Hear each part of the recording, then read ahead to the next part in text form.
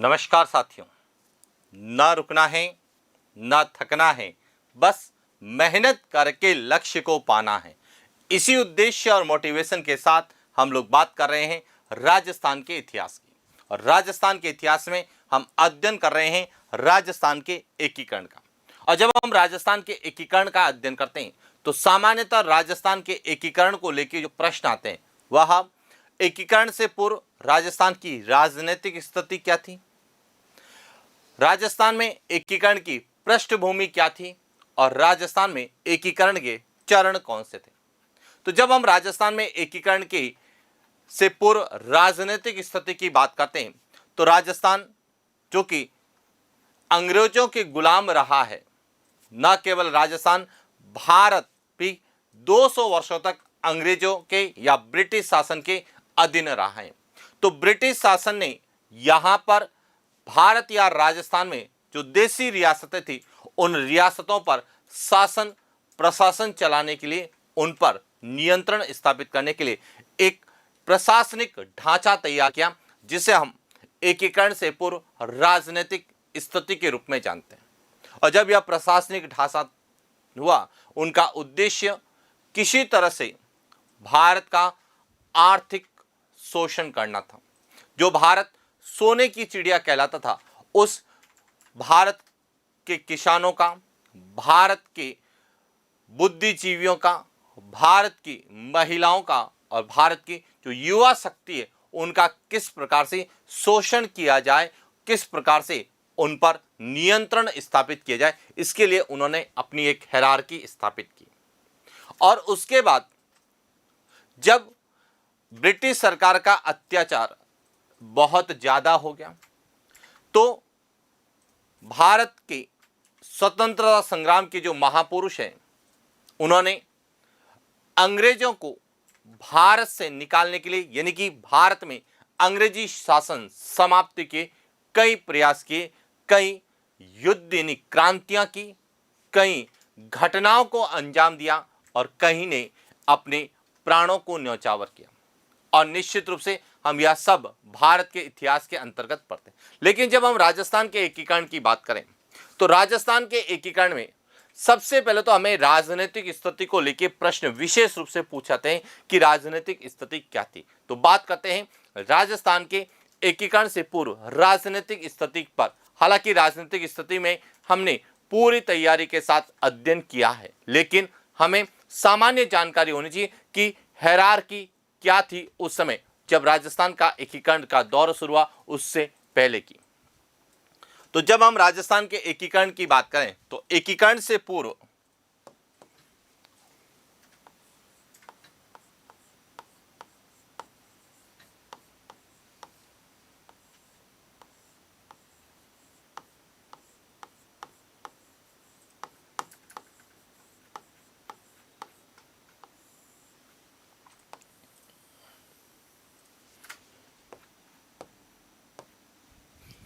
राजस्थान में एकीकरण से पूर्व बात करें तो सबसे ऊपर थी ईस्ट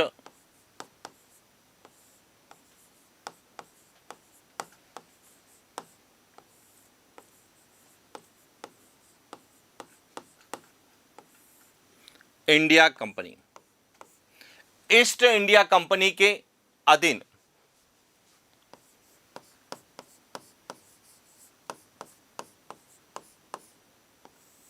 राजपूताना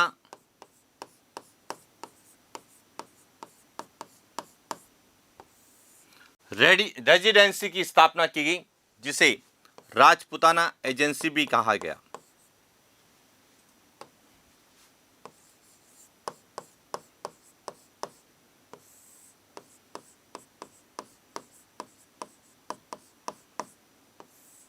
और राजपूताना एजेंसी या रेजिडेंसी के अधीन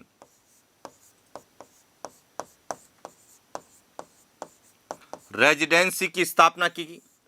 रेजिडेंसी के अधीन प्रिंसली स्टेट की स्थापना की गई।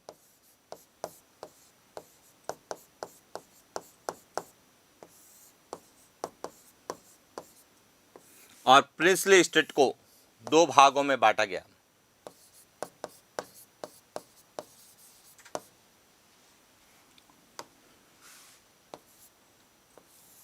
सैल्यूट यानी कि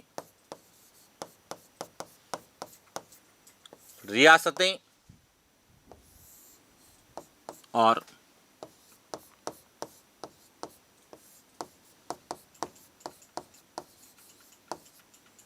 नॉन सैल्यूट।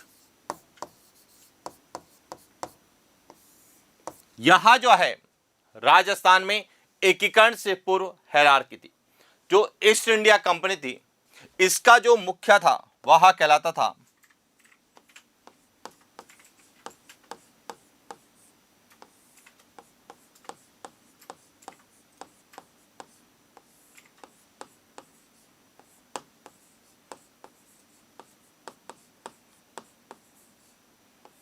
गवर्नर जनरल एवं वायसराय। राजपूताना जो रेजिडेंसी का मुख्य था, यह कहलाता था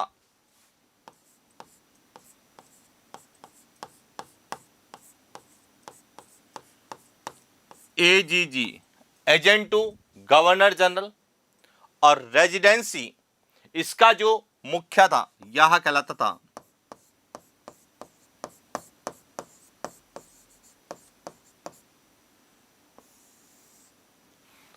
पॉलिटिकल एजेंट।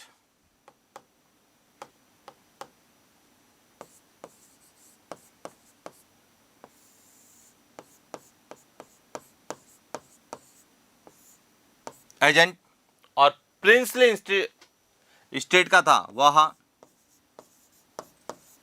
एडवोकेट।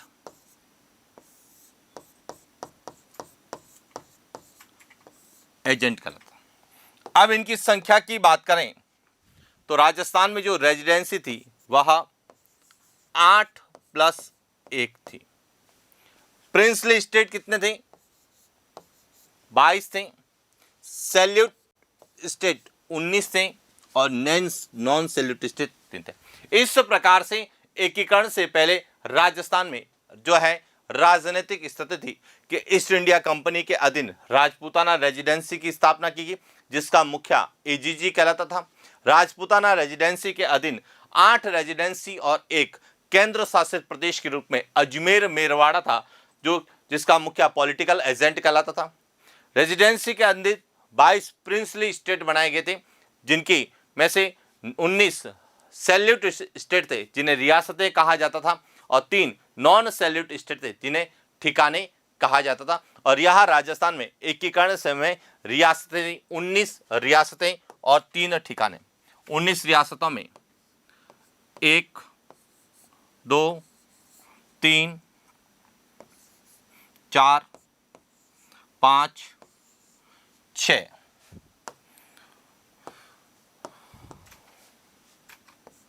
7, 8, 9, 10, 11, 12, 13, 14, 15, 16,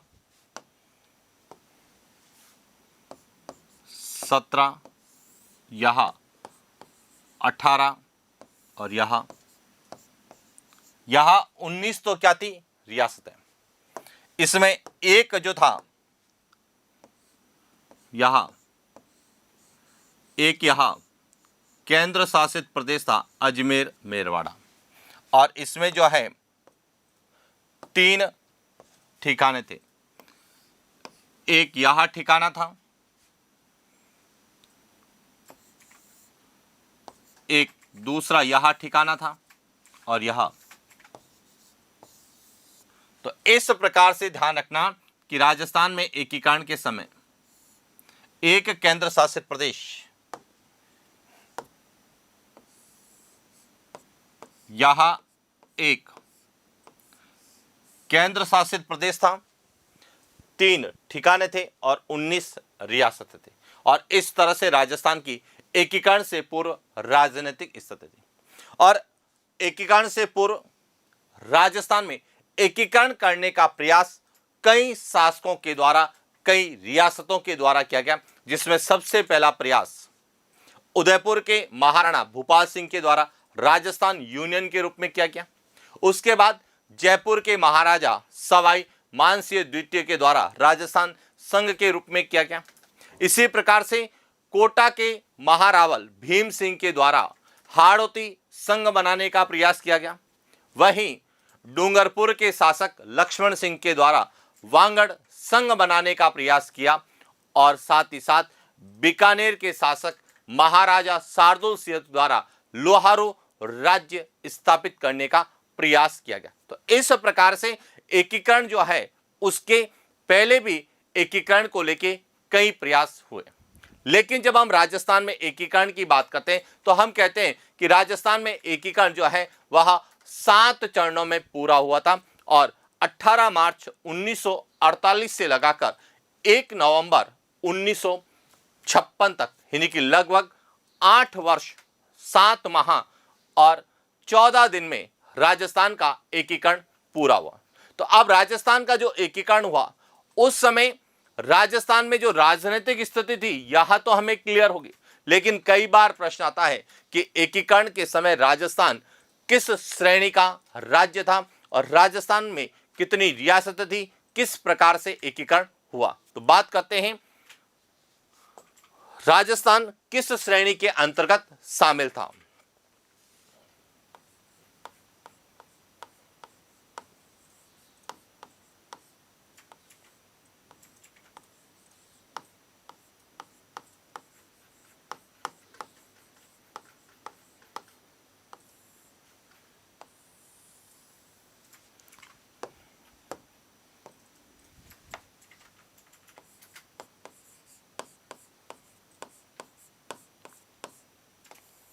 स्वतंत्रता से पूर्व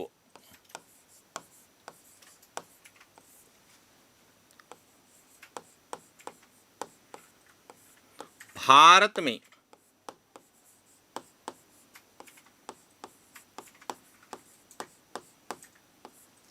चार श्रेणी के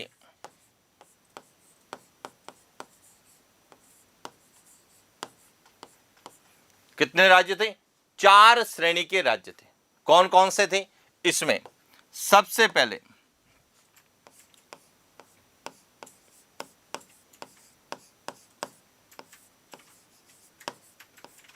ए श्रेणी के राज्य जिसके अंतर्गत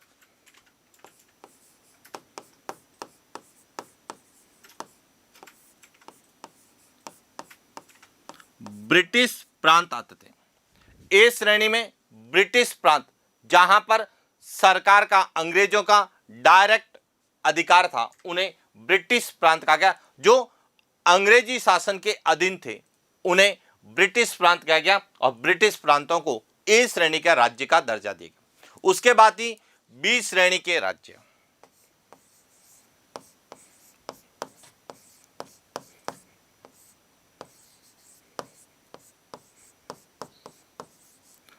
बी श्रेणी के राज्य जिसमें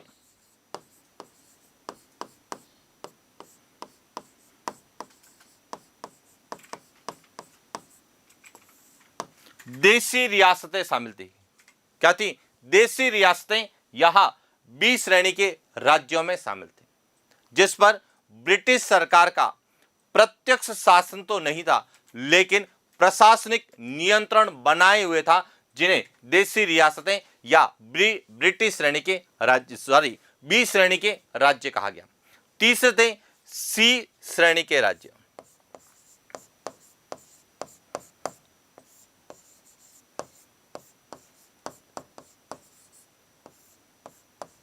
और जब हम सी श्रेणी की राज्य की बात करते हैं तो इसमें आते हैं केंद्र शासित प्रदेश।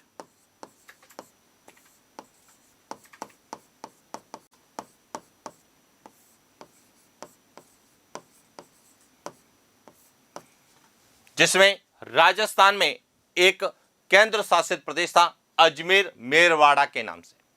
और इसके बाद है डी श्रेणी के राज्य।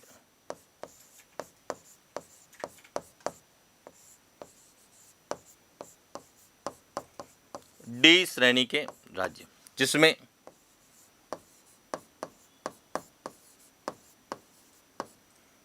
उपनिवेश या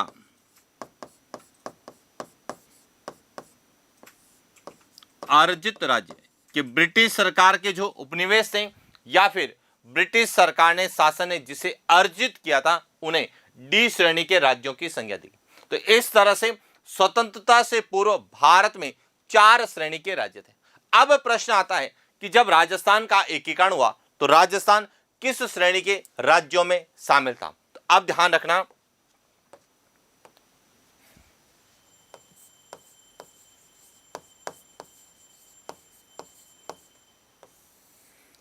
एकीकरण के समय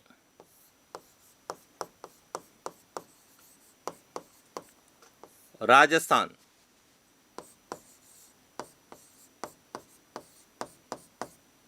बी श्रेणी के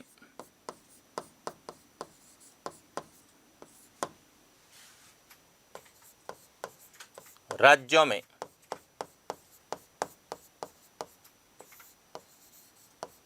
यह ध्यान रखना कि एकीकरण से पूर्व राजस्थान जो है वह बी श्रेणी के राज्यों में था। और क्यों था? क्योंकि एकीकरण के समय राजस्थान में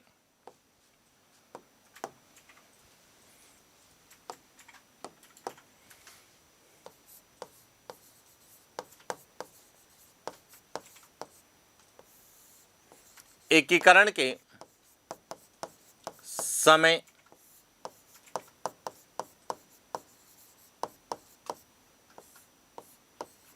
राजस्थान में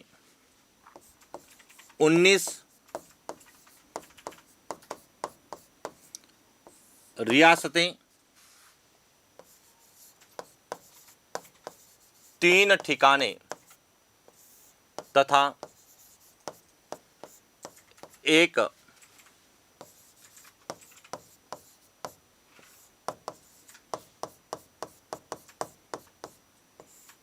केंद्र शासित प्रदेश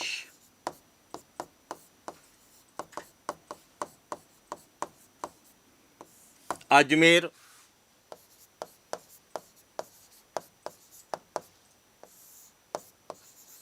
मेरठ। और इसीलिए हम जब एकीकरण की बात करते हैं तो एकीकरण के समय राजस्थान को हम बी श्रेणी के राज्यों में शामिल करते हैं। हालांकि राजस्थान में एक केंद्र शासित प्रदेश भी था, लेकिन अधिकांश राजस्थान का जो भाग है वह रियासतों के रूप में था, इसीलिए हम राजस्थान को बी श्रेणी के राज्यों में शामिल करते हैं।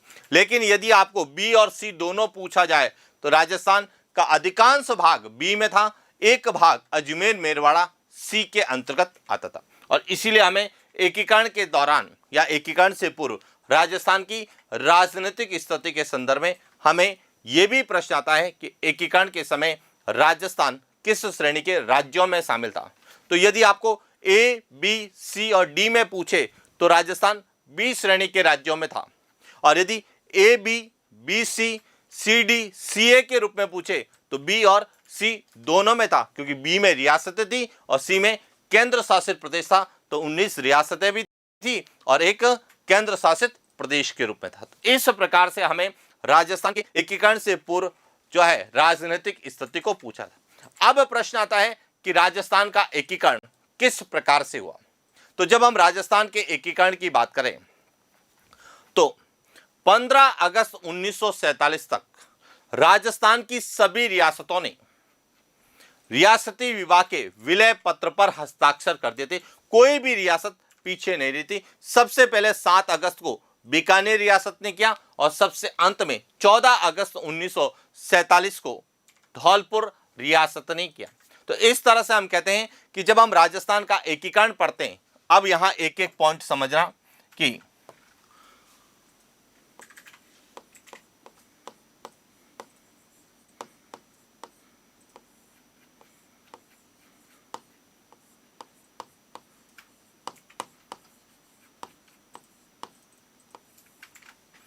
जब हम राजस्थान के एकीकरण की बात करते हैं तो हम पढ़ते हैं कि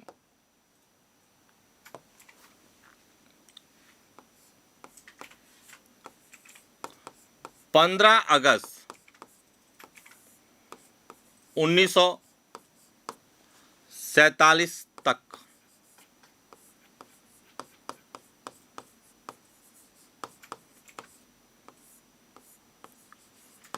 राजस्थान की सभी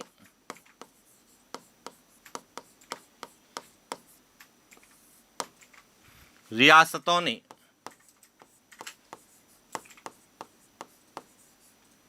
विलय पत्र पर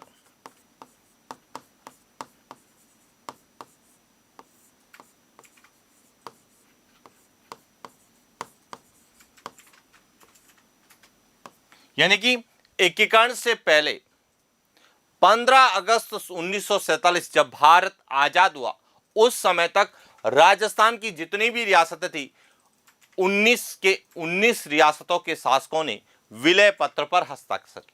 सबसे पहले विलय पत्र पर हस्ताक्षर करने वाले थे बीकानेर के शासक शार्दुल सिंह, जिन्होंने 7 अगस्त 1947 को विलय पत्र पर हस्ताक्षर किए।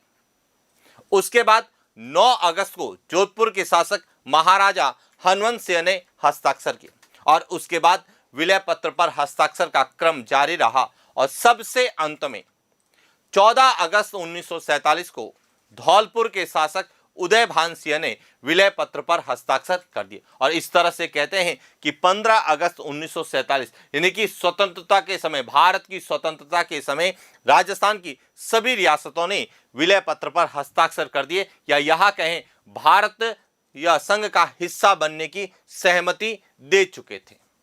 क्लियर हो गया? अब यहां पर अगला पॉइंट कि जो राजस्थान का एकीकरण की बात करें,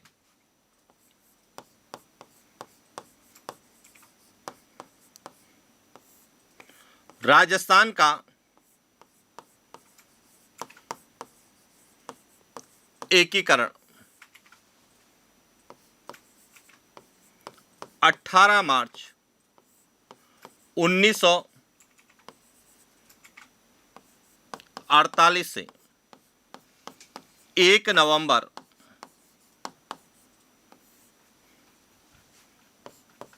1900 तक 7 चरणों में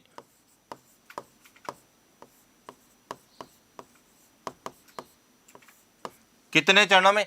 7 चरणों में। यानी कि जो राजस्थान का एकीकरण है वह 18 मार्च 1948 से 1 नवंबर 1956 तक 7 चरणों में पूरा हुआ।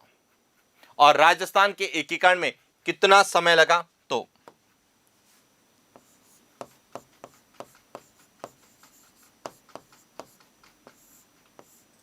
राजस्थान के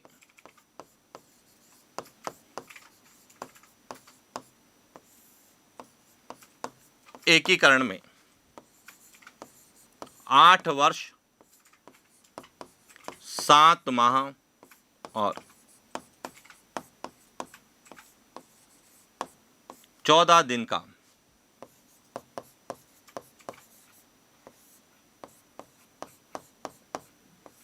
कितना समय लगा? कि राजस्थान के एकीकरण में 8 वर्ष 7 माह और 14 दिन का समय। यानी 8 वर्ष 7 माह और 14 दिन के प्रयासों के बाद में 1 नवंबर 1956 को राजस्थान को राज्य के रूप में वैधानिक दर्जा दिया गया। और जिस राजस्थान में हम वर्तमान में निवास कर रहे हैं, जिस राजस्थान के स्वच्छंद वातावरण में हम विचरण कर रहे हैं, वह राजस्थान एक दिन की जो है परिणाम नहीं था। उसके निर्माण में 8 वर्ष 7 माह और 14 दिन का जो है समय लगा और यह प्रक्रिया शुरू हुई थी 18 मार्च 1948 से, जो 1 नवंबर 1956 को पूरी हुई। अब अगला प्रश्न आता है कि राजस्थान के एकीकरण में कितने चरण थे? 7। तो 7 चरण कौन थे? सबसे पहले तो हमें यही पता होना चाहिए। तो सबसे पहले बात करते हैं राजस्थान के एकीकरण के चरण।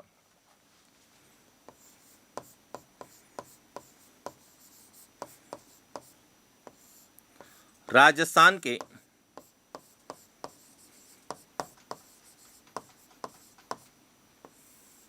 एकीकरण के चरण कि राजस्थान के एकीकरण के कितने चरण थे? 7 चरण थे। वह 7 चरण कौन कौन से थे? तो अब देखिए, ध्यान रखना, राजस्थान के जब हमें एकीकरण के चरण पूछे जाते हैं तो सबसे पहले हमें क्रम पता होना चाहिए कि राजस्थान के एकीकरण का जो है चरणों का क्रम क्या था। तो सबसे पहले जो आता है वह आता है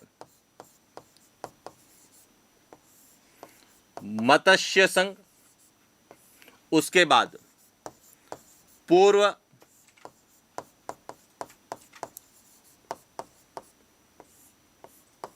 राजस्थान संघ,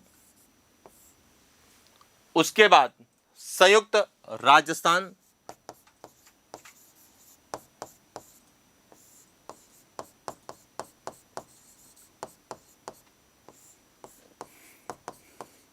संघ, उसके बाद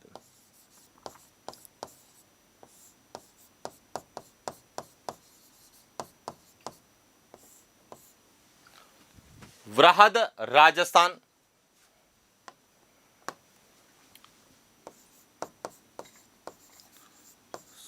संयुक्त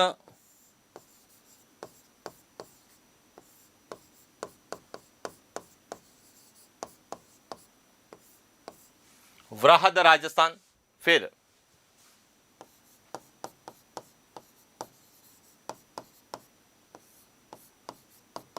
राजस्थान संघ और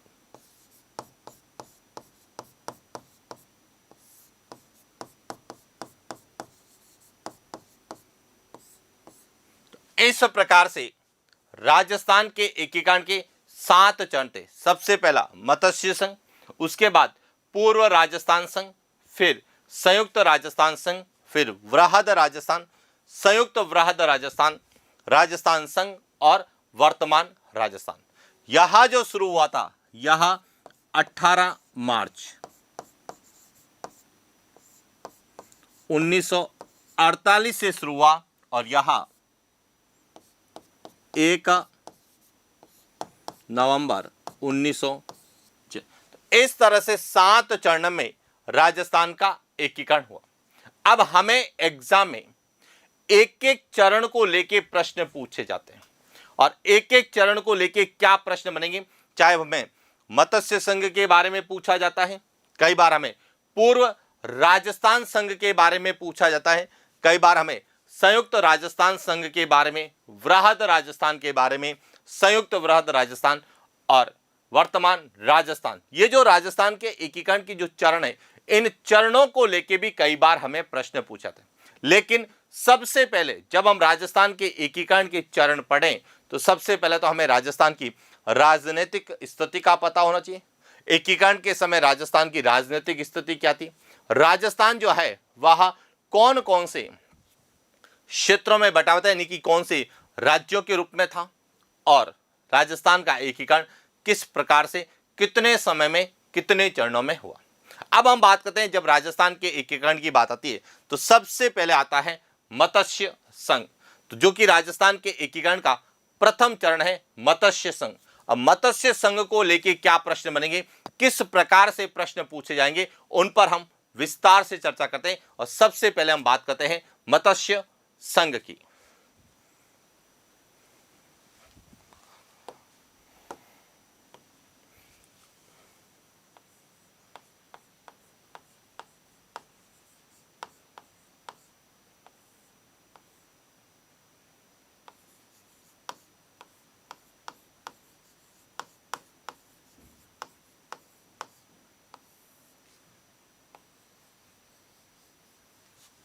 अब यहां पर एक एक पॉइंट समझना। सामान्यतः जब राजस्थान के विद्यार्थी राजस्थान के एकीकरण का अध्ययन करते हैं तो वहां जब एकीकरण को लेके प्रश्न आता है तो सबसे पहले वह रटने की कोशिश करते हैं कि जो पहला चरण है उसे क्या कहा गया।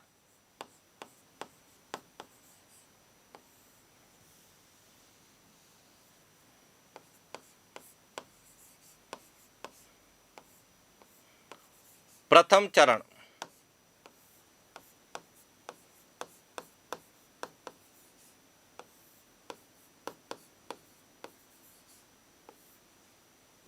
मत्स्य संघ। अब यहां पर एक एक पॉइंट समझना कि जब सामान्य विद्यार्थी जब राजस्थान के एकीकरण के चरणों का अध्ययन करता है तो वह यहां के जो फैक्ट हैं उनको रटता है। और सामान्य क्या फैक्ट है, कि राजस्थान के एकीकरण का पहला चरण कौन सा है, यह यानी मत्स्य संघ की स्थापना कब हुई, इसमें कितनी रियासतें थी, कितने ठिकाने थे, राज्य प्रमुख किसे बनाया गया, उपराज्य प्रमुख किसे बनाया गया, इसका जो है उद्घाटन किसने किया, इसकी राजधानी क्या थी। 4-5 फैक्ट रटकर समझ लेता है कि नहीं, हमने राजस्थान के एकीकरण में प्रथम चरण मत्स्य संघ को पूरा कर दिया।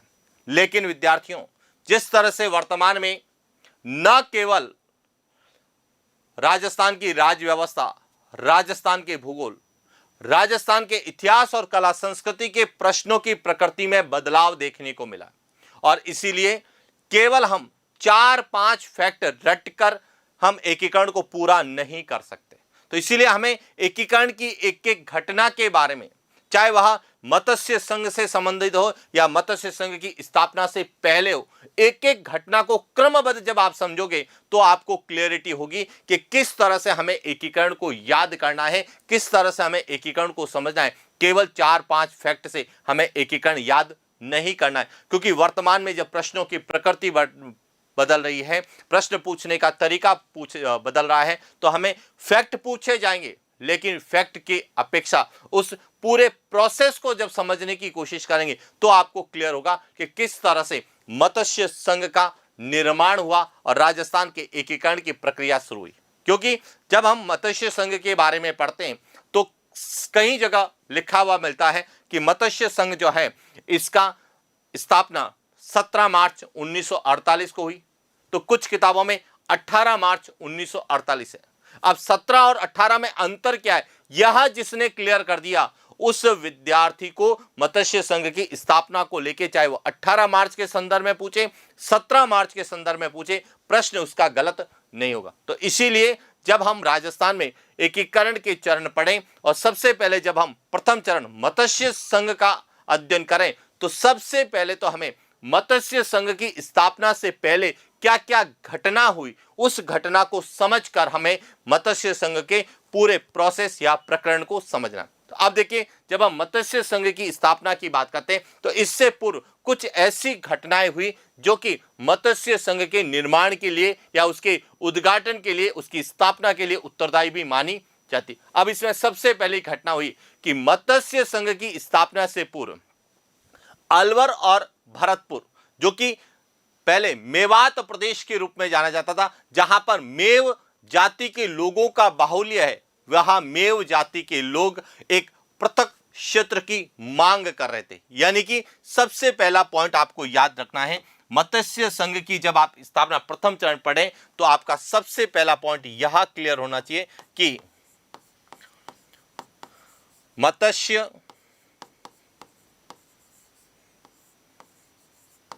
संघ की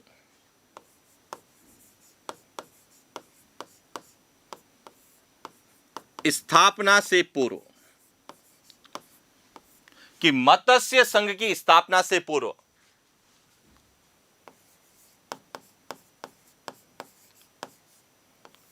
अलवर तथा भरतपुर, जिसे मेवात प्रदेश के नाम से जानते थे,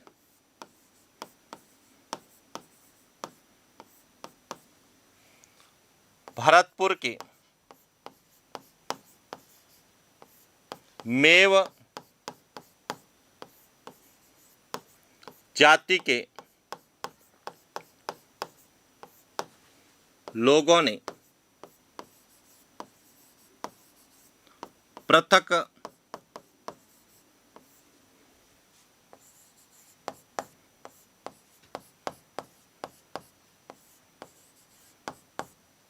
राज्य की मांग की। अब यहां से जब आपसे प्रश्न पूछा जाएगा तो प्रश्न पूछा जाएगा कि मत्स्य संघ की स्थापना से पूर्व राजस्थान की किस रियासत के लोगों ने पृथक राज्य की मांग की। तो ध्यान रखना, मत्स्य संघ की स्थापना में, मत्स्य संघ की स्थापना जो है 4 रियासतों और एक केंद्र शासित प्रदेश को एक ठिकाने को मिलाकर की गई थी। तो उसमें से अलवर और भरतपुर जो रियासत थी, यहां जो मेव जाति के लोग थे उन्होंने पृथक मत्स्य संघ की स्थापना से पूर्व एक पृथक राज्य की स्थापना की या पृथक क्षेत्र की क्या की मांग की। अब इसके बाद 7 फरवरी 1948 को अलवर के शासक थे महाराजा तेजसिंह, और महाराजा तेजसिंह और उनके प्रधानमंत्री थे एन.वी. खरे। उनको महात्मा गांधी की हत्या की साजिश में शामिल होने के संदेह पर दिल्ली बुलाया गया और अलवर का प्रशासक किसे नियुक्त किया गया? C.S. वेंकटाचार्य को नियुक्त किया गया। और यहां एकीकरण नहीं, मत्स्य संघ की स्थापना से पहले की घटनाएं। अब समझना यहां से दूसरा पॉइंट कि 7 फरवरी 1948 को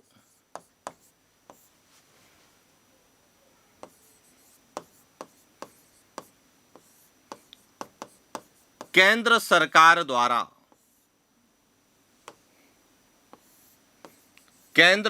द्वारा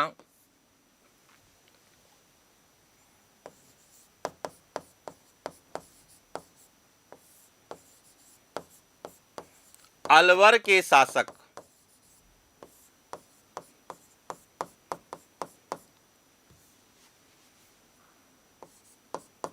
महाराजा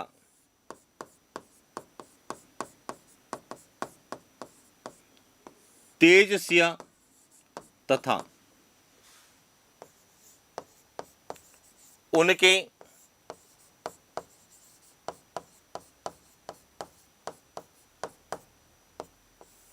प्रधानमंत्री, जिनका नाम था N.V.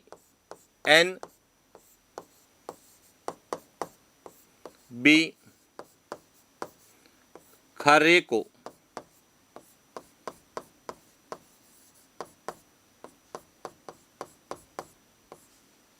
गांधी जी की हत्या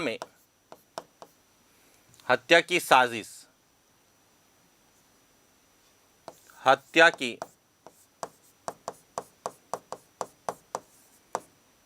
साजिश में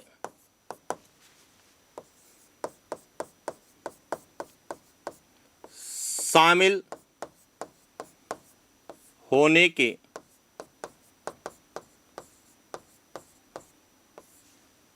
संदेह पर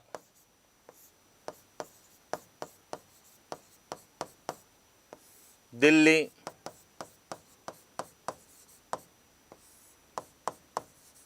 बुलाया गया और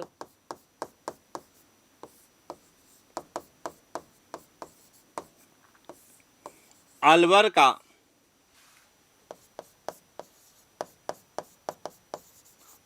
प्रशासक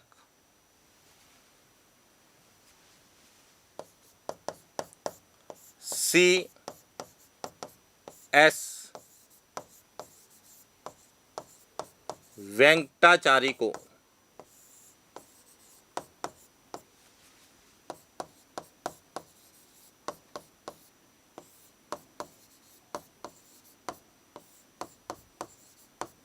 नियुक्त किया गया। और यह भी एग्जाम पॉइंट ऑफ व्यू से इंपॉर्टेंट है, आपसे पूछा जा सकता है कि एकीकरण के दौरान मत्स्य संघ की स्थापना से पूर्व अलवर का प्रशासक किसे नियुक्त किया गया, या फिर एकीकरण के दौरान मत्स्य संघ की स्थापना के समय या एकीकरण के समय अलवर का शासक कौन था? तो अलवर के शासक थे महाराजा तेजसिंह और उनके प्रधानमंत्री थे N.V. खरे। इनको महात्मा गांधी की हत्या की साजिश में शामिल होने के संदेह पर कहां बुलाया गया? दिल्ली। लेकिन बाद में उन्हें वहां से फ्री कर दिया गया, उन्हें बरी कर दिया गया। और ऐसा क्यों कहा जाता है? क्योंकि गांधी जी की हत्या जिसने की, उनके बारे में कहा जाता है कि हत्या से पहले वह अलवर रियासत आए थे और महाराजा तेजसिंह से मिले थे। इस बात का संदेह था और इस संदेह पर ही अलवर के शासक और उनके प्रधानमंत्री को दिल्ली बुलाया गया और केंद्र सरकार ने अलवर में अपना एक प्रशासक नियुक्त किया। यानी कि यह कहें कि मत्स्य संघ की स्थापना से पूर्व केंद्र सरकार ने अलवर के प्रशासन को अपने हाथ में ले लिया। इसी प्रकार 14 फरवरी 1948 को भरतपुर का प्रशासक भी नियुक्त किया। किसे किया? एस.एन. सप्रू को भरतपुर का प्रशासक नियुक्त किया। तो यहां ध्यान रखना,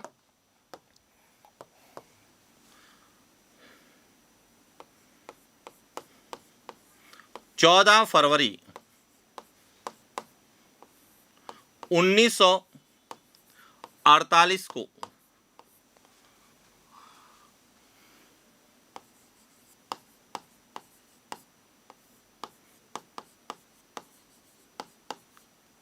केंद्र सरकार द्वारा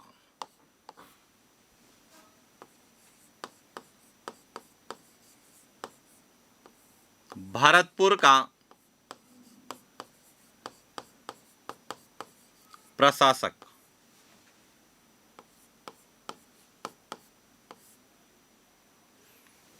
किसे किया? एस.एन.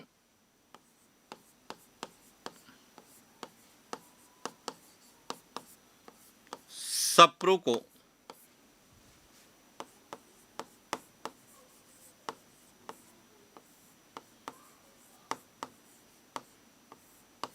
नियुक्त किया। यह भी क्लियर हो गया। और इस प्रकार से मत्स्य संघ की स्थापना से पूर्व भरतपुर और अलवर रियासत का जो है प्रशासन वह भारत सरकार के नियंत्रण में आ गया। यानी कि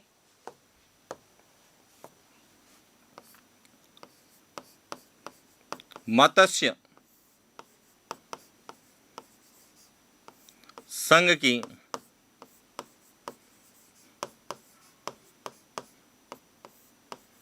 स्थापना से पूर्व अलवर तथा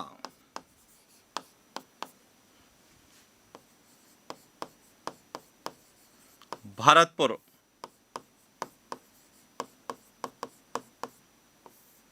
रियासत के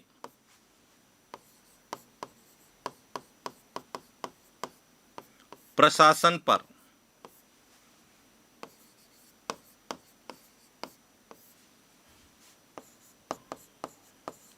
केंद्र सरकार ने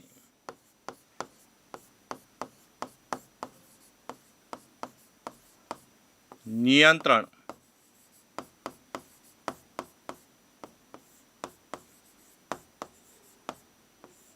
स्थापित किया। तो यहां से प्रश्न बनता है कि एकीकरण से पूर्व केंद्र सरकार ने राजस्थान की कौन सी रियासतों पर नियंत्रण स्थापित किया था? तो अलवर और भरतपुर रियासतों पर नियंत्रण स्थापित किया और वहां पर अपना एक प्रशासक नियुक्त किया। अलवर का प्रशासक किसे नियुक्त किया? C.S. वेंकटाचारी को और भरतपुर का प्रशासक S.N. सप्रू को नियुक्त किया। क्लियर हो गया? अब इसके बाद अगला और सबसे इंपॉर्टेंट है कि मत्स्य संघ के उद्घाटन की तिथि 17 मार्च 1948 तय की गई थी। कब तय की गई थी? 17 मार्च 1948। लेकिन भरतपुर के शासक थे जिनका नाम था बृजेंद्र सिंह, इनके भाई मान सिंह और एक किसान नेता थे, उन्होंने विद्रोह किया और जिनका नाम था देशराज चौधरी, उन्होंने विद्रोह किया। यानी कि इस मत्स्य संघ की स्थापना का विरोध किया और इसीलिए मत्स्य संघ का जो औपचारिक उद्घाटन हुआ वह कब हुआ? 18 मार्च 1948 को लोहागढ़ दुर्ग के किशोरी महल में इसका उद्घाटन किया गया। और इसीलिए यहां से एक इंपॉर्टेंट प्रश्न जो हमें एग्जाम में पूछा जाएगा वह यही पूछा जाता है कि मत्स्य संघ का उद्घाटन किया गया। तो उद्घाटन तो कब हुआ था? 18 मार्च को होता, लेकिन स्थापना उद्घाटन की तिथि कौन सी तय की गई थी? 17 मार्च। और इसीलिए हमें एग्जाम में कई जगह 17 मार्च लिखा हुआ मिलता है, कहीं जगह 18 मार्च लिखा हुआ मिलता है। अब यहां पे समझना जो कि मत्स्य संघ की स्थापना से पहले की ही घटना है। यह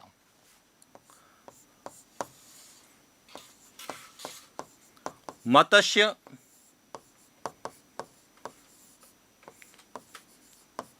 संघ की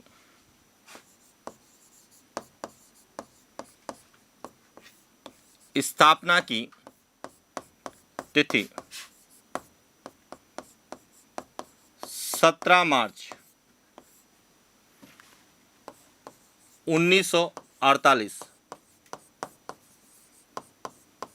निर्धारित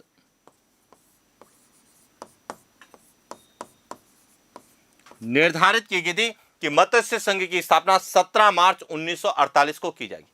लेकिन मत्स्य संघ के मंत्रिमंडल में सामंत और कृषक नेताओं को शामिल नहीं किया गया। इसीलिए भरतपुर के महाराजा बृजेंद्र सिंह के भाई मानसिंह और कृषक नेता देशराज चौधरी ने विरोध किया।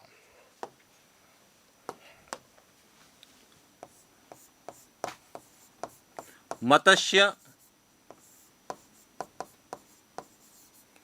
संघ के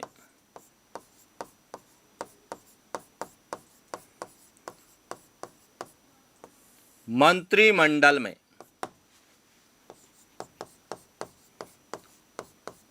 सामंत एवं कृषक नेता को शामिल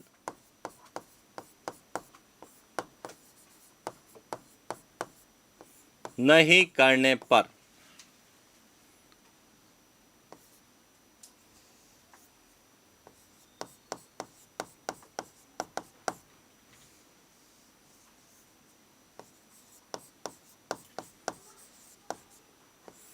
भरतपुर के शासक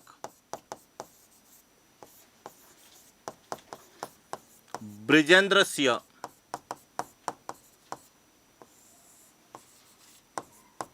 के भाई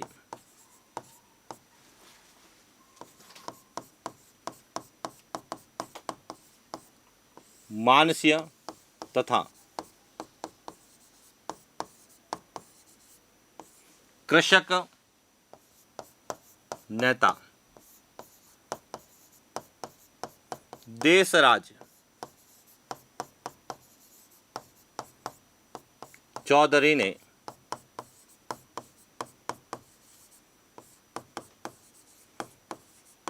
विरोध किया। इस कारण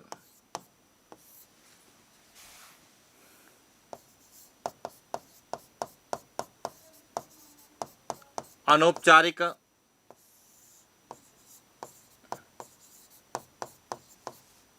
उद्घाटन 18 मार्च 1948 को किया। तो इस तरह से मत्स्य संघ की स्थापना की तिथि तो 17 मार्च 1948 थी, लेकिन उद्घाटन कब हुआ?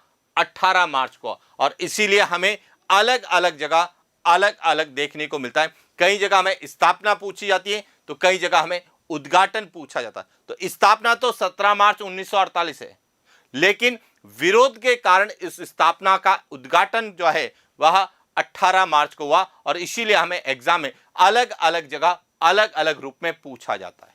तो इसलिए ध्यान रखना कि हम केवल मत्स्य संघ के फैक्ट को नहीं रटें। मत्स्य संघ की स्थापना जो 17 मार्च 1948 को निर्धारित की गई थी और इसका उद्घाटन 18 मार्च 1948 को हुआ, तो इससे पहले कौन कौन सी ऐसी घटनाएं हुई जो कि मत्स्य संघ की स्थापना से संबंधित थी या मत्स्य संघ को लेके पूछा जाता है। अब इसके बाद आता है मत्स्य संघ की स्थापना, कि जब 18 मार्च 1948 को मत्स्य संघ का औपचारिक उद्घाटन किया गया, तो अब मत्स्य संघ को लेके क्या प्रश्न बनेंगे? तो अब ध्यान रखना, यहां से सबसे पहले तो मत्स्य संघ क्या था इसको समझना जरूरी है, और उसके बाद मत्स्य संघ की स्थापना और उसको लेके जो फैक्ट पूछे जाएंगे उसको समझना जरूरी है। तो अब यहां पर बात करते हैं मत्स्य संघ की। तो यहां आपको एक मानचित्र नजर आ रहा होगा, जिसमें एक यह राजस्थान का मानचित्र है और एक यह केवल मत्स्य संघ का मानचित्र है। अब समझना यहां से एक एक पॉइंट।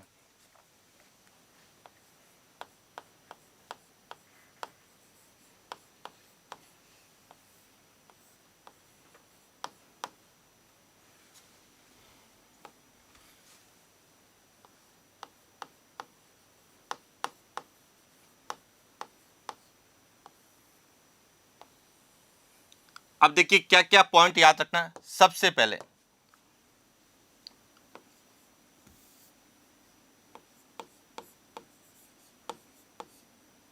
राजस्थान के एकीकरण का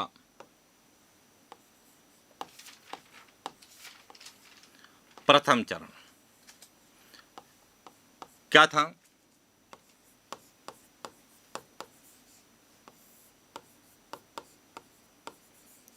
मत्स्य संघ। उसके बाद इसकी स्थापना 18 मार्च 1948, यानी कि मत्स्य संघ की जो है उद्घाटन कब हुआ? 18 मार्च 1948 को। अब इसमें जो हमें पूछा जाता है, एक तो यही पूछा जाता है कि मत्स्य संघ में जो है कितनी रियासतें थी और कितने ठिकाने, इनको मिलाकर मत्स्य संघ की स्थापना की। तो अब यहां ध्यान रखना, इसमें 4 तो रियासतें थी और 1 ठिकाना था। कितनी थी? 4 रियासतें और 1 ठिकाना, इनको मिलाकर मत्स्य संघ की स्थापना की। अब यहां पर अगला पॉइंट कि रियासतें कौन कौन सी थी, तो अब ध्यान रखना, इसमें रियासत एक तो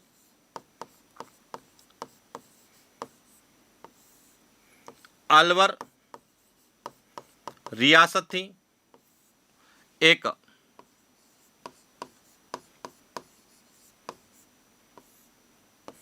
भरतपुर रियासत थी, एक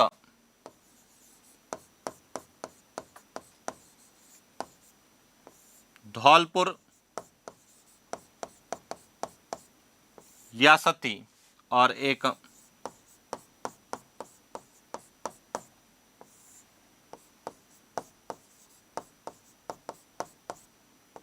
इन 4 रियासतों और इसमें 1 ठिकाना था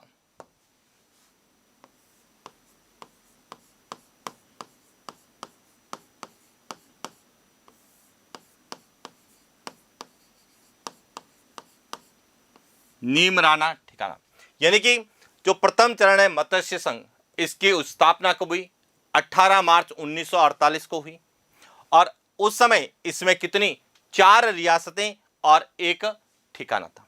अब यहां से जो सबसे इंपॉर्टेंट प्रश्न आता है वह यही पूछा जाता है कि यह जो रियासतें थी इनके शासक कौन थे। तो अब ध्यान रखना, अलवर जो रियासत थी इसके शासक थे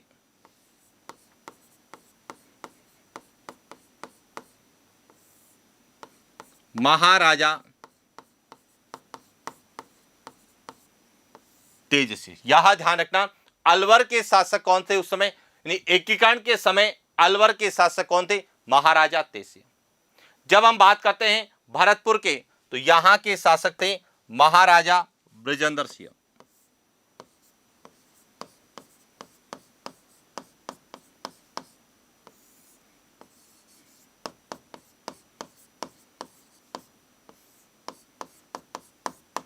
महाराजा बृजेंद्र सिंह थे। उसके बाद यदि बात करें करौली की, तो इसके शासक थे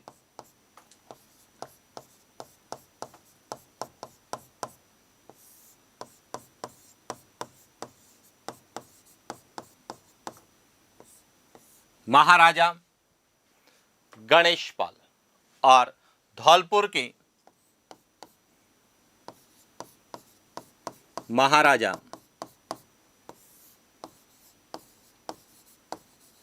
उदयभान।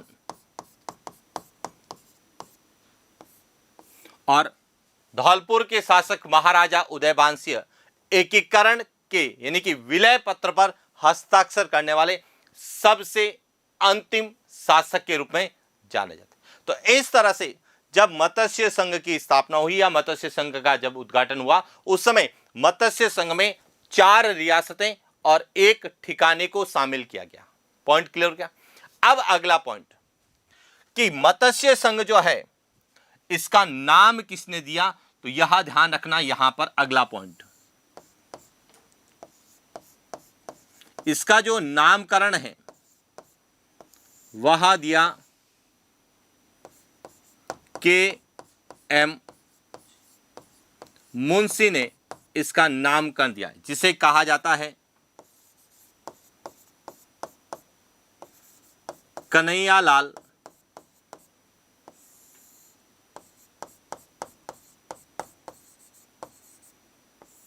माणिक्यलाल मुंशी। कन्हैयालाल माणिक्यलाल मुंशी ने मत्स्य संघ का नामकरण किया। अब इसके बाद है इसका उद्घाटन।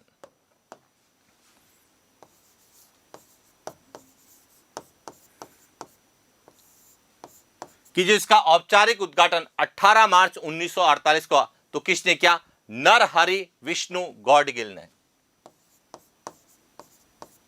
नरहरि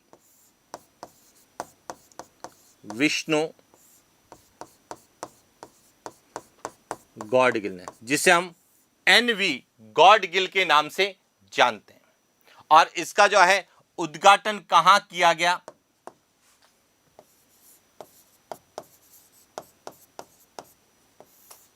इसका जो उद्घाटन स्थल था वह था किशोरी महल।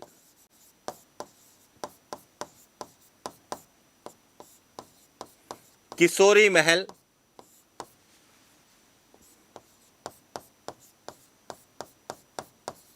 लोहागढ़ दुर्ग,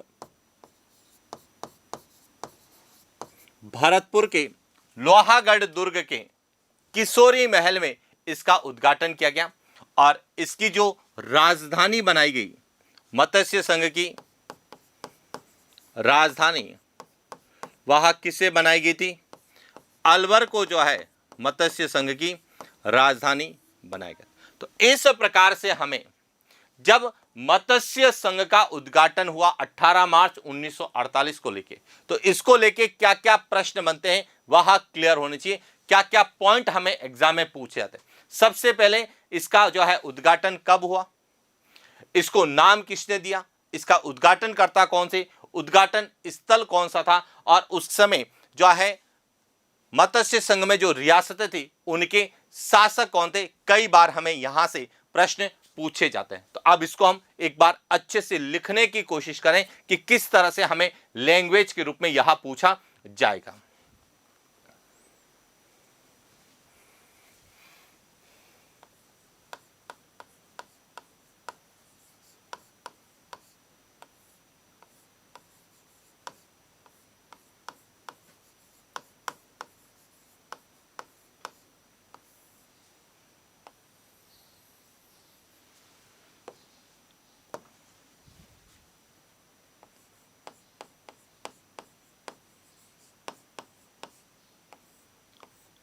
राजस्थान के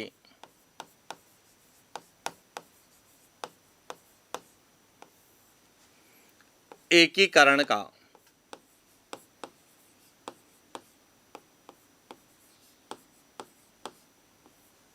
प्रथम चरण।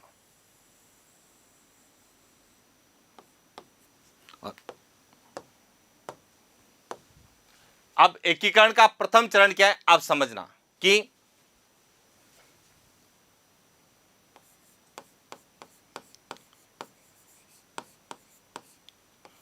राजस्थान के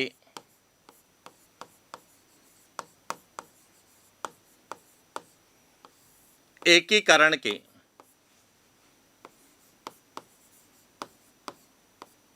प्रथम चरण में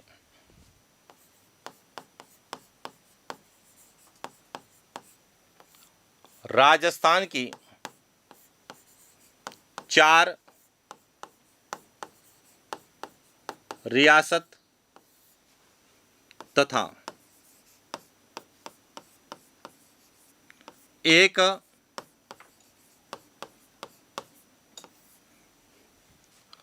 ठिकाने को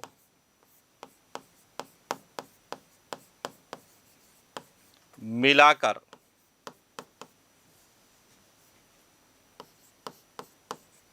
मत्स्य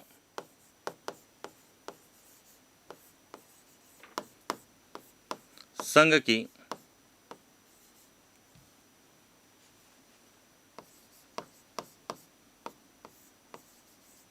तो सबसे पहले तो आपको यह पता होना चाहिए कि मत्स्य संघ की स्थापना राजस्थान के एकीकरण का पहला चरण था और मत्स्य संघ की स्थापना में 4 रियासतें और एक ठिकाने को मिलाकर मत्स्य संघ की स्थापना की गई। अब उसमें कौन कौन सी रियासत थी और उनके शासक कौन थे? तो सबसे पहले 4 रियासतों में बात करें तो एक तो थी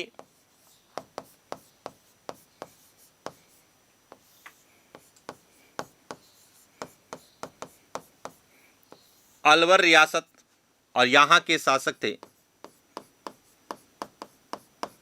महाराजा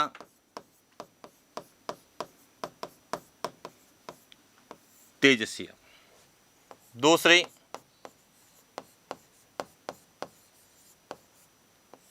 भरतपुर रियासत महाराजा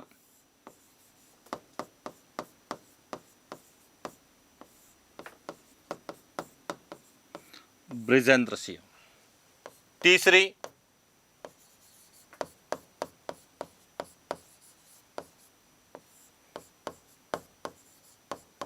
धौलपुर रियासत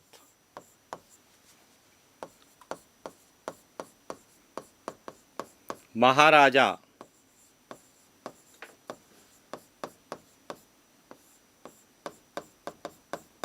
उदयभान सिंह।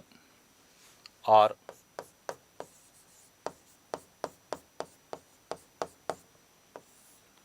करौली रियासत।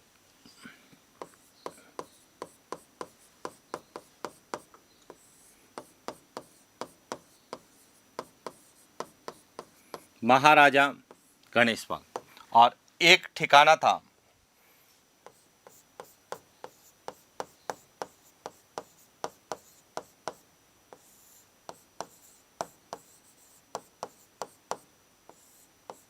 नीमराणा ठिकाना और इसके जो शासक थे वह थे राव राजेंद्र सिंह।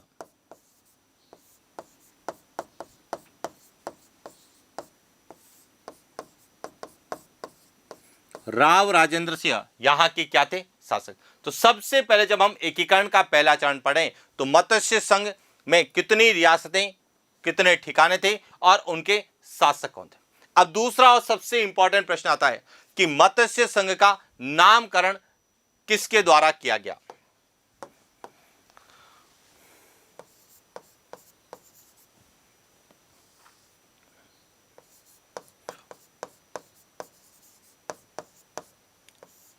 राजस्थान के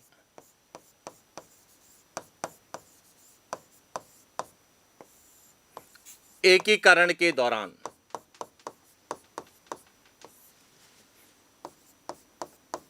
मत्स्य संघ का नामकरण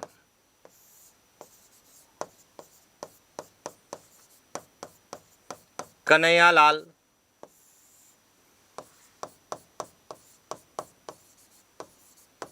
माणिक्यलाल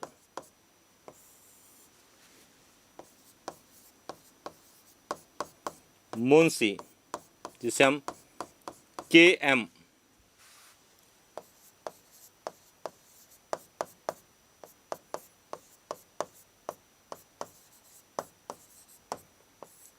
मुंशी ने जो है वह राजस्थान के एकीकरण के दौरान मत्स्य संघ का नामकरण किया। इसके बाद एक और प्रश्न आता है कि इसका जो है उद्घाटन की तिथि कौन सी निर्धारित की गई? तो अब यहां से है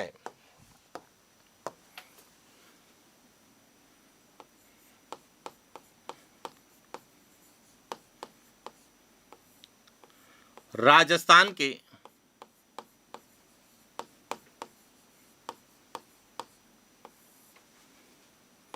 एकीकरण के दौरान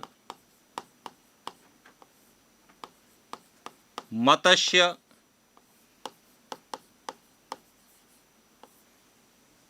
संघ की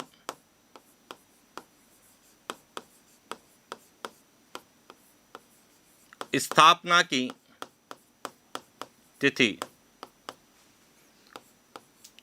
17 मार्च 1948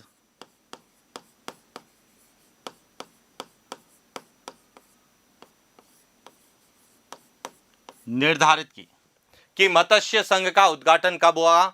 17 मार्च 1948 को होगा। लेकिन उद्घाटन कब और किसके द्वारा किया गया? तो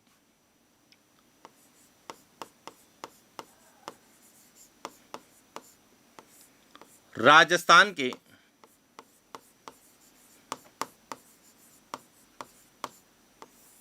एकीकरण के दौरान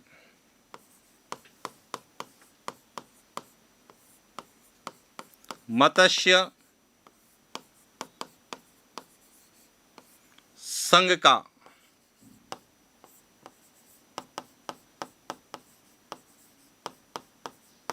औपचारिक उद्घाटन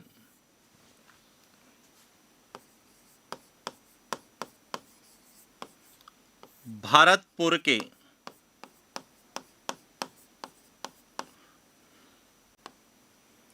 लोहागढ़ दुर्ग के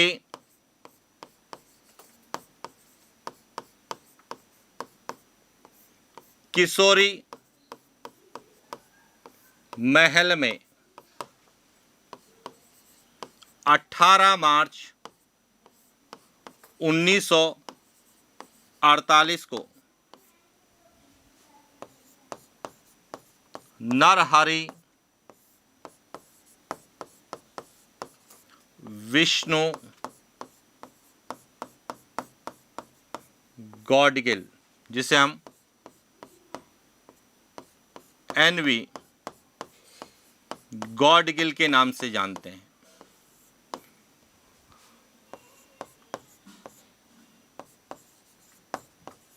तो यह भी क्लियर हो गया कि एकीकरण की जो है तिथि कौन सी निर्धारित की गई थी। मत्स्य एकीकरण के दौरान मत्स्य संघ के स्थापना की तिथि 17 मार्च 1948 निर्धारित की गई, लेकिन विरोध के कारण 17 मार्च 1948 को एकीकरण के लिए मत्स्य संघ की स्थापना या उद्घाटन नहीं हुआ। उद्घाटन 18 मार्च 1948 को कहां हुआ?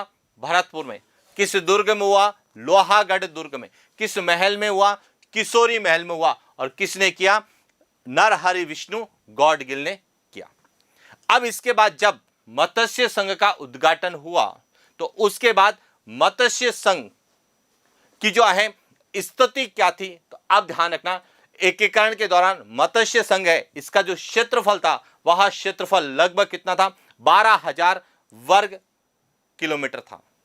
इसकी जनसंख्या लगभग 18.38 लाख थी और इसकी वार्षिक आय लगभग 184 लाख रुपए थी। यानी कि ध्यान रखना कि जब मत्स्य संघ का एकीकरण हुआ तो एकीकरण के दौरान जब मत्स्य संघ की स्थापना हुई तो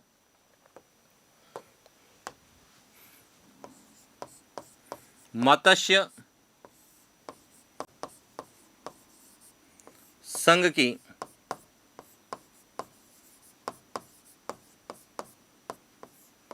स्थापना के समय, मत्स्य संघ की स्थापना के समय कुल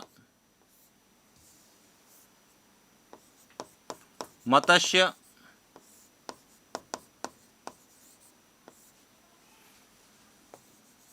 संघ का क्षेत्रफल 12,000 पूरा क्षेत्रफल कितना था? लगभग 12,000 वर्ग किलोमीटर इसका क्या था? क्षेत्रफल। और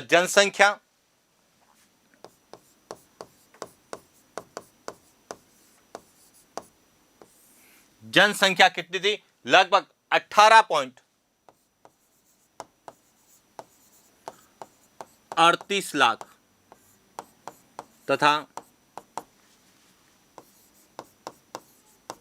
वार्षिक आय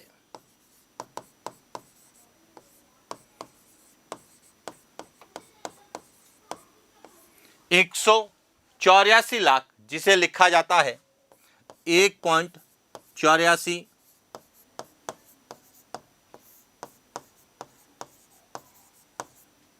करोड़। और यह भी कई बार हमें एग्जाम में पूछा जाता है कि राजस्थान के एकीकरण के समय मत्स्य संघ की वार्षिक आय कितनी थी। तो वार्षिक आय 184 लाख या 1.84 करोड़। जनसंख्या कितनी थी? 18.38 लाख। और इसका क्षेत्रफल कितना था? लगभग 12,000 वर्ग किलोमीटर। अब जब इस मत्स्य संघ के राजस्थान के एकीकरण के दौरान मत्स्य संघ की स्थापना कब? 18 मार्च 1948 को की गई। तो उस समय यहां पर यानी इस मत्स्य संघ का जो राज प्रमुख है वह किसे बनाया गया, उपराज प्रमुख किसे बनाया गया, इसकी राजधानी कौन सी निर्धारित की गई और इसके मंत्रिमंडल में किन को शामिल किया गया, उसको लेके भी कई बार प्रश्न आते हैं। तो हम उस पर चर्चा करते हैं।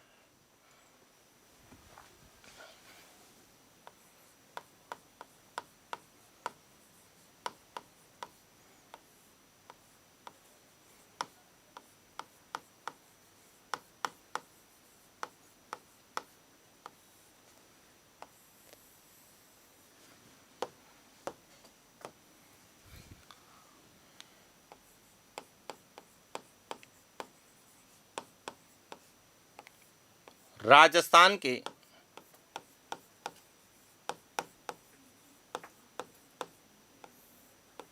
एकीकरण के दौरान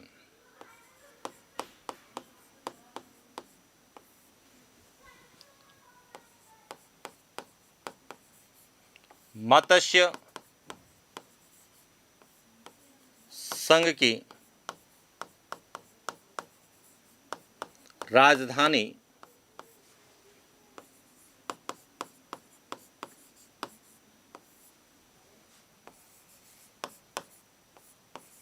अलवर को, तो यह ध्यान रखना मत्स्य संघ की राजधानी कौन सी थी? मत्स्य संघ की राजधानी अलवर को बनाया गया। क्लियर हो गया? और मत्स्य संघ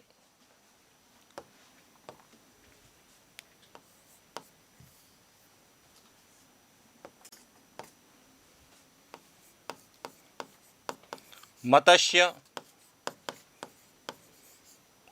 संघ का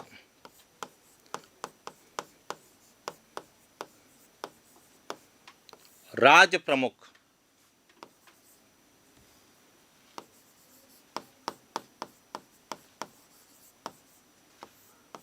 धौलपुर के शासक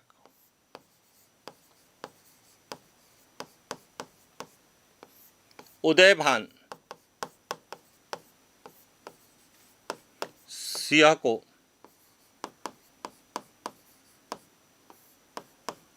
उदयभान सिंह को क्यों बनाया गया यह आपको पता होगा, क्योंकि एकीकरण के दौरान सबसे लास्ट में विलय पत्र पर हस्ताक्षर किए थे।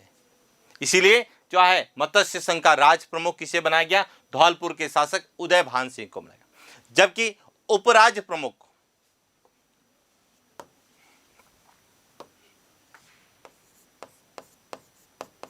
मत्स्य संघ का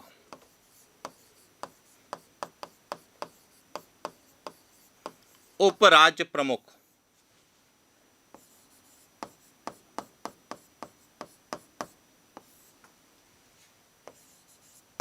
करौली के शासक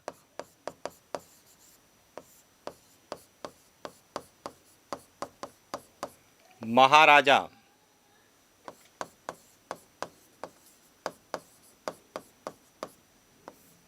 गणेश पाल को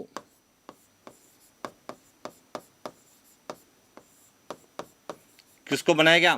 महाराजा गणेश पाल को बनाया गया। क्लियर हो गया? अब यहां एक और ध्यान रखना, कई बार प्रश्न आता है कि मत्स्य संघ का पहले उपराज प्रमुख किसे नियुक्त किया गया था। तो यहां पर नोट करके याद करना कि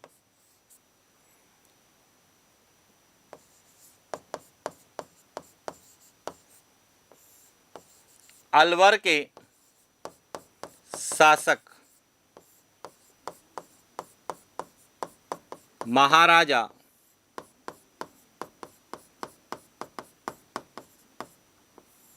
तेज सिंह को मत्स्य संघ का पहले उपराज प्रमुख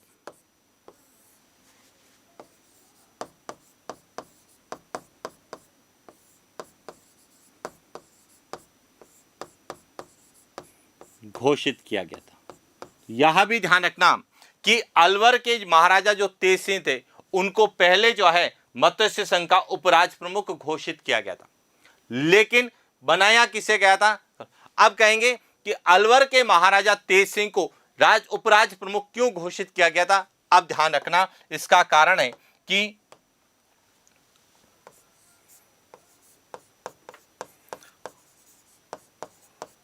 राजस्थान के एकीकरण पत्र पर सर्वप्रथम हस्ताक्षर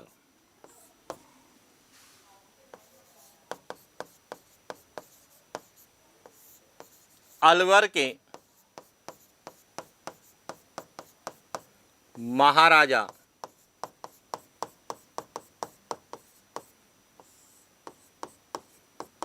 तेज सिंह ने किए थे। यह ध्यान रखना कि एकीकरण पत्र पर, राजस्थान के एकीकरण पत्र पर, अब ध्यान रखना, कई बार विद्यार्थी कहते हैं कि सर हमने तो बीकानेर के शासक शार्दुल सिंह को पढ़ा, तो शार्दुल सिंह विलय पत्र पर हस्ताक्षर करने वाले पहले शासक थे, जबकि एकीकरण पत्र पर हस्ताक्षर करने वाले पहले शासक कौन थे? अलवर के महाराजा तेज सिंह थे। यह भी नोट कर लेना कि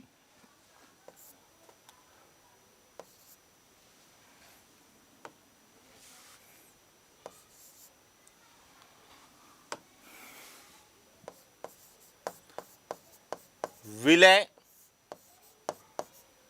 पत्र पर सर्वप्रथम हस्ताक्षर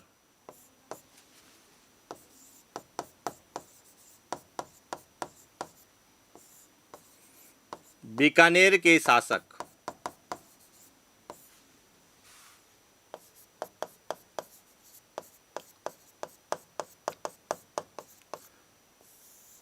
शार्दुल सिंह ने किए थे। यह सबसे इंपॉर्टेंट है कि विलय पत्र पर सबसे पहले हस्ताक्षर बीकानेर के शासक शार्दुल सिंह ने किए थे, जबकि एकीकरण पत्र पर हस्ताक्षर सबसे पहले अलवर के महाराजा तेज सिंह ने किए थे, जिन्हें पहले इसका उपराज प्रमुख घोषित किया गया था, लेकिन जब उद्घाटन हुआ, स्थापना हुई, उस समय उपराज प्रमुख किसे बनाया गया था? महाराजा गणेश पाल को बनाया गया था, और राज प्रमुख धौलपुर के शासक उदय भान सिंह को बनाया। और इस प्रकार से जो है मत्स्य संघ की स्थापना हुई। अब जब मत्स्य संघ की स्थापना हुई तो मत्स्य संघ के मंत्रिमंडल को लेकर भी प्रश्न पूछा जाता है कि मंत्रिमंडल में कितने सदस्य थे। अब ध्यान रखना, बात करते हैं मत्स्य संघ का मंत्रिमंडल।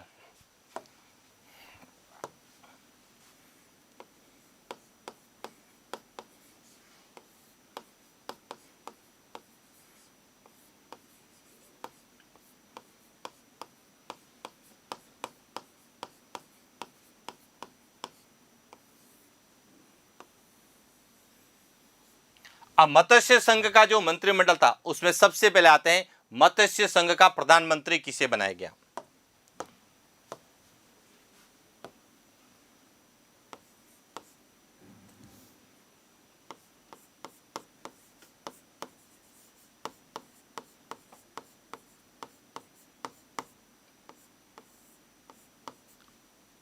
प्रधानमंत्री किसे बनाया गया? प्रधानमंत्री बनाया गया था शोभाराम कुमावत को।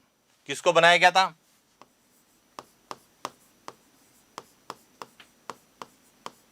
शोभाराम कुमावत। और यह कहां से थे? अलवर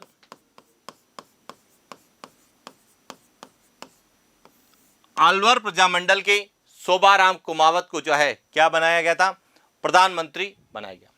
इसके बाद आता है उप प्रधानमंत्री।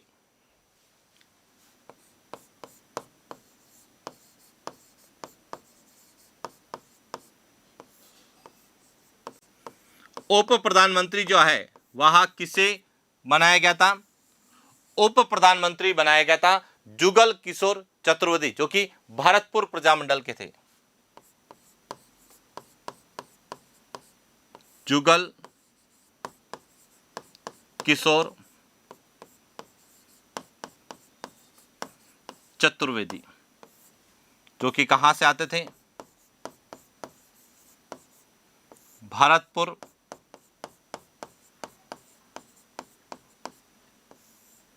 प्रजामंडल से संबंधित थे। और इसके बाद इसमें सदस्य कौन थे,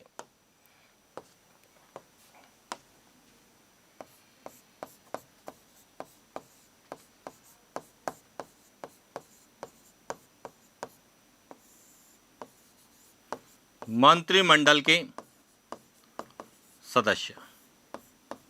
और मंत्रिमंडल के सदस्यों में कौन कौन शामिल थे, एक तो थे चिरंजी लाल शर्मा,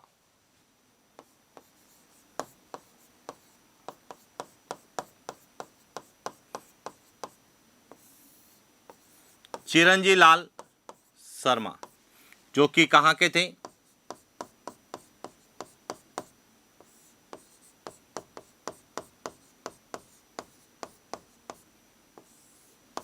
करौली प्रजामंडल के थे। वहीं मास्टर भोलानाथ, मास्टर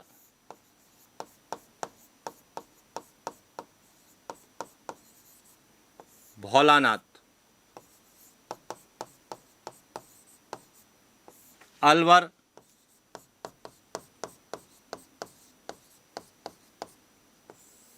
प्रजामंडल। उसके बाद एक थे डॉक्टर मंगल सिंह,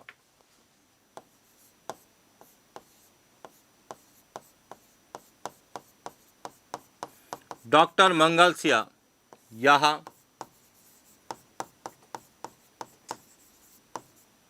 धौलपुर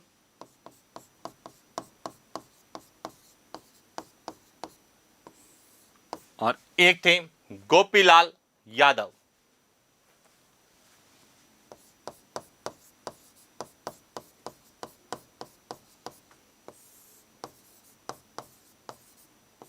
यहां भी धौलपुर